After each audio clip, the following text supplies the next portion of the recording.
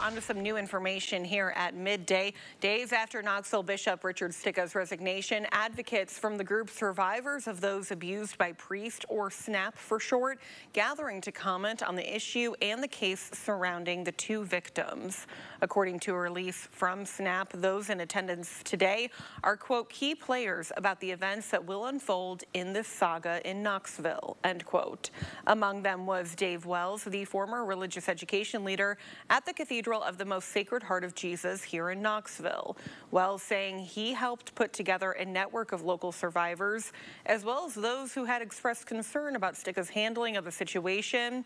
He says all of those people had one goal: to get Stika out. Behind the scenes, we were able to build a broad coalition from very traditional Catholics to very progressive Catholics, all of whom agreed on one thing: Stika must go. We're here today because Rick Stika is not. The Vatican is now investigating Stika over the incident. He's also facing a lawsuit accusing him of covering up an alleged rape of a diocese employee by a seminarian. Meanwhile, the first Mass following Stika's resignation taking place last night, giving the congregation its first chance to hear from the newly appointed temporary replacement. Archbishop Shelton Fobb hosting the Mass to introduce himself to Knoxville's Catholic community.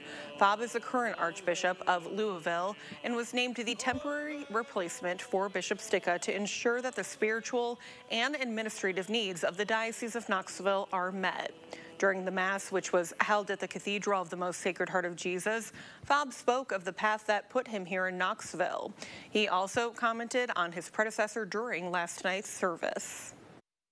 I also want to extend gratitude to Bishop Stika for his service to this local church.